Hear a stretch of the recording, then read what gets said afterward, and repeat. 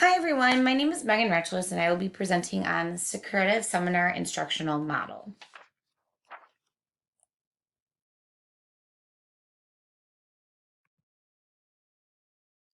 In the text Instruction and Models approach, the authors state, if teaching is conceived as constructing a bridge between the subject matter and the student, learner-centered teachers keep a constant eye on both sides of the bridge. After reading this quote, I posed the question, how can the Socrative Seminar Model ensure that learner-centered teachers create a community-centered environment? This approach allows teachers to become learner-centered due to encouraging students to engage in dialogue. During this conversation, teachers pose as guides on the side by asking students a variety of higher-order thinking questions. This allows teachers to directly connect the subject matter and the student and provide individualized and differentiated instruction. As part of the definition, there are several components to using this model in the classroom. First, it allows the classroom to be a student-centered engagement and dialogue. For this model, students are involved in discussions. These discussions allow students to solve problems, engage in critical thinking, and find connections between ideas. This model encourages students to have diverse viewpoints in order to gain various perspectives on subject matter. Therefore, this model creates a productive learning environment. The next component is that the teacher has the role of guide on the side. The teacher is considered to be a guide on the side rather than the sage on the stage, because this model doesn't utilize direct instruction and encourages students to be learner-centered. Another component is that this model utilizes a two-circle approach with an inner circle and an outer circle. The inner circle members are directly involved in dialogue, and the outer circle are considered to be the observers and the coaches. In addition, another component is that it's knowledge-centered. It's knowledge-centered because students utilize academic skills such as summarizing, paraphrasing, making explanations and interpretations, and analyzing ideas and assumptions. In addition, it involves and allows students to self-evaluate. They're able to demonstrate self-evaluation and metacognition by reflecting on their learning. It also allows students to become open-minded due to examining assumptions and problem solving, and will allow them to develop active citizenry and democracy. Next, another component are the questions. These questions can be provided by teachers or created by students, and they should contain the following: questions of clarification, questions of assumptions, questions that probe reasons and evidence, questions about viewpoints and perspectives, questions that probe implications and consequences, and questions about the overarching question. In order to implement this appropriately and correctly in the classroom, should follow the following steps: choosing the text, planning and creating questions, introducing the model to students, conducting the dialogue, reviewing and summarizing the seminar, and then the evaluation. The text can be differentiated for a variety of learners. Therefore, it can be either written, visual, or an audio. As noted by Esther Simmons, the questions should be based on varying cognitive demand. Teachers should introduce the model by including the following expectations. An excellent seminar member demonstrates respect for the learning of all participants by showing patience with a variety of ideas and contributions, asking for clarification, moving the conversation forward, addressing comments to all or most of the participants, and then not speaking too much. Students also need to have a copy of the text and create that inner and outer circle model with their chairs. This could be created before class starts, or the students could complete that model. If the model is new to students, the teacher should conduct the dialogue by creating those questions. If not, the teacher should lead the conversation.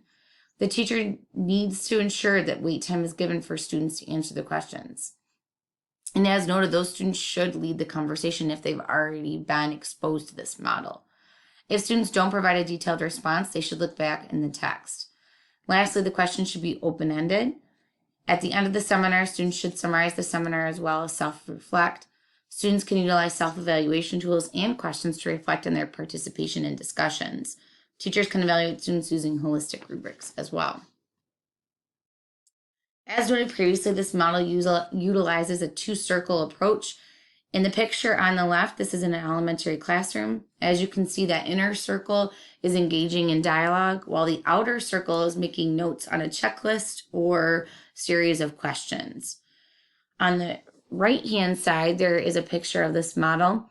As you can see, the inner circle are all those speakers, and then the outer circle are supporters. They are utilizing a coaching model in this approach where they're giving that inner circle input and feedback. In the text, the authors also note that the seminar is based not on right answers, but on thoughtful engagement with a question and information related to it.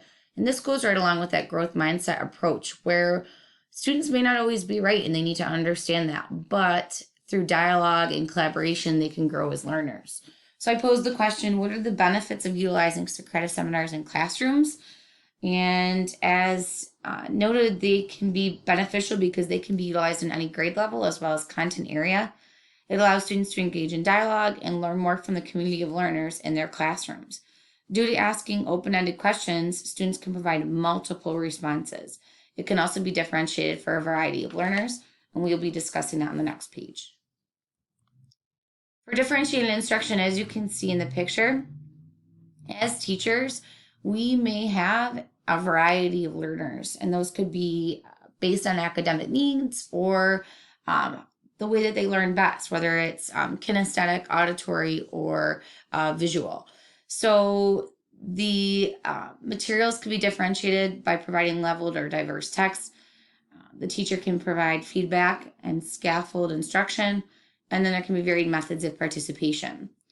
So the text materials can be diverse by providing either written, audio, or visual. They could also align with students' backgrounds and interests. As cultural relevant teachers, we can ensure that by providing learning inventories or surveys at the beginning of the school year in order to probe student learning needs and their backgrounds and interests and make sure that we integrate that on a daily basis. Teachers can also plan for specific questions to meet the needs of specific students. In addition, students can participate throughout the lesson within the inner outer circle. And the next, students can be given a different formative assessment, such as a graphic organizer or shortened response. And in addition to that, in the first stages of using this model in the classroom, teachers could decide whether or not students can participate in that inner circle. If they don't feel comfortable, students could start off in the outer circle just to get a feel for how that model is used, and then eventually become inner circle members after watching the model utilized in class a few times. So there are 2 videos listed on these slides that can be watched on your own time frame, because due to time, we don't have enough to watch these videos.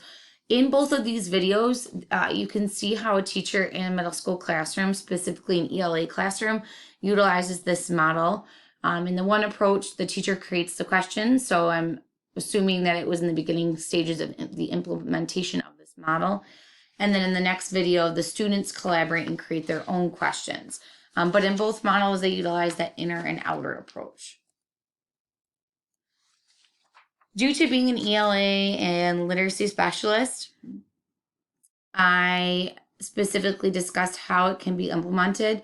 So it can be implemented through authentic texts such as short stories, poems, novels, and informational passages. And then it can be utilized with argument essays such as claims, counterclaims, and supporting details. And then current events such as social justice, equal rights, and global perspective. These could all be discussed within that model. For my specific lesson plan, I utilized it in one of my literacy classrooms, and I attached the lesson plan so that you can see it on your own time as well. And what I did was I utilized a current events article on Colin Kaepernick and how he worked it out with a former Army officer in order to determine that kneeling was the best and most appropriate way to align both of their beliefs. So the article talks about that current event. So for this model, it would be the first time that I would be implementing that in my classroom. So I created questions on my own for students to collaborate with a partner and create their response before engaging in their inner outer circle.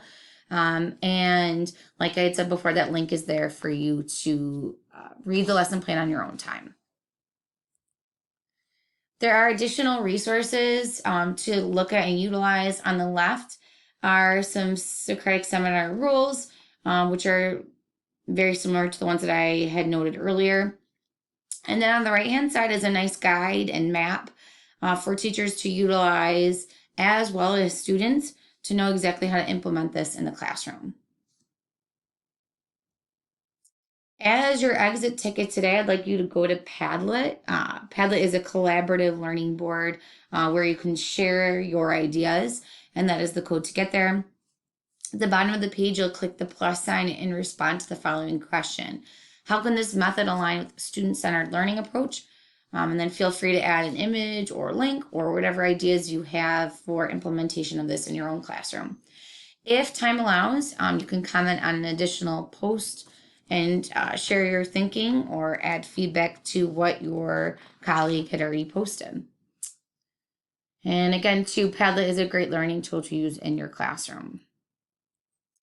And all of the information that was utilized in this PowerPoint presentation was from Instruction and Models Approach by Estes and Mintz.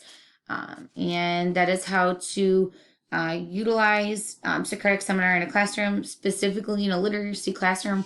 But as noted earlier, it can be used across the board in any grade level and content area.